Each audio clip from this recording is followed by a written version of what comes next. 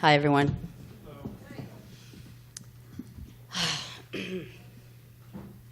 You will soon witness a miracle, said the prophetic fortune cookie. I was in San Francisco the night before my 45th birthday, having dinner at a friend's house. Now, 50 is a big birthday for many people, but for me, 45 was a big birthday because I consider that delineating the halfway point in my life. I'm going to live to be 90.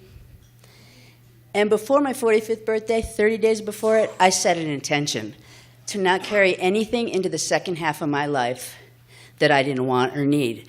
No relationships, no belief systems, and I'd sprinkle a few things that I wanted to add also. So I'm in San Francisco. We have Chinese food for dinner. I get the fortune cookie, and then we all go to sleep. Or I try to go to sleep. I've got to drive back to Los Angeles the next day, which was the day of my birthday, and I couldn't fall asleep for the life of me. I was tossing and turning and thinking about all the things that were changing and what's going on and what do I want. And I prayed finally to God, heaven, or whatever the hell is up there, and I was like, please put me out. I need to sleep. All of a sudden, this voice came into my head, and it said, relax. You are in the hand of God. And this image came in my head of this. I saw myself surrounded by this incredible energy, and I fell asleep like a baby. I woke up the next morning, 7 a.m., packed my things up and got in the car. I could still palpably feel the same energy. I started out down the coast.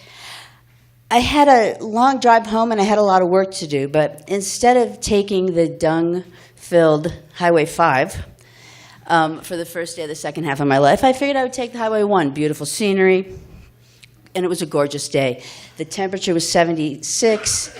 The ocean was amazing. The sky was blue and gorgeous.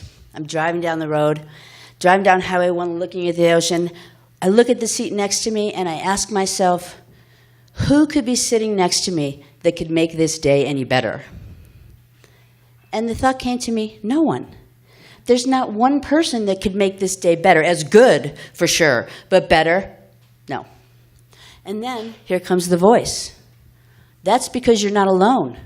You're with God. I was like, wow, okay, I'll spend my birthday with God, rock and roll, you know?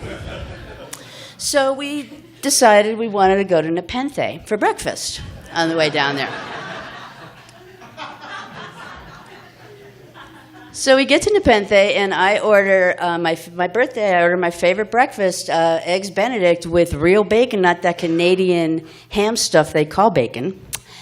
And God doesn't order anything. Well, actually, perhaps he was ordering everything. I don't know. So I finished my breakfast. I walk down the steps. On the way down the steps, I hear the voice again, and the voice says, God has a gift for you. Okay, I head to the gift shop. It's closed. 10 minutes until they open, and the people in there are looking at me, not like making any attempt to come and say, hey, come on in. And so I kind of check in with the voice, who I'm starting to really pay attention to now. And it says, get in your car, keep going. So I continue down the coast, and here comes Harmony, California. It's an artisan town that boasts a population of 18 people. I hear, go to Harmony. So I turn the corner, I go down the little road to Harmony, and then I hear there's a glass blower in the corner. Go to the glass blower. So I go to the glass blower. And there's a man sitting out in front who looks like Paul Newman's brother. And next to him, there's a well-worn red leather Bible sitting on the table. It's been read a million times. I go in, I'm looking around. He's talking to me. We're having small talk. And I look, and all of a sudden, I look at the shelf in front of me, and there's a note that's been cut out. It's a Bible passage, which I don't know which one it is, but it says, you are never alone. I'm like, somebody's trying to tell me something here. I turn around, and I look in the case, and I see my gift, which I actually have with me tonight if you want to see it. It's a ball that looks like the universe. It's all these colors wrapped up in a little ball about this big. So I turned to the guy and I said, there it is, I'll take that. And he comes over and he goes, oh, that's a really special piece. I'm going to miss it. And I said, I know it is. And I told him about my journey to his shop. He was and I stood there and I waited for God to pick up the tab, but apparently he didn't bring his checkbook.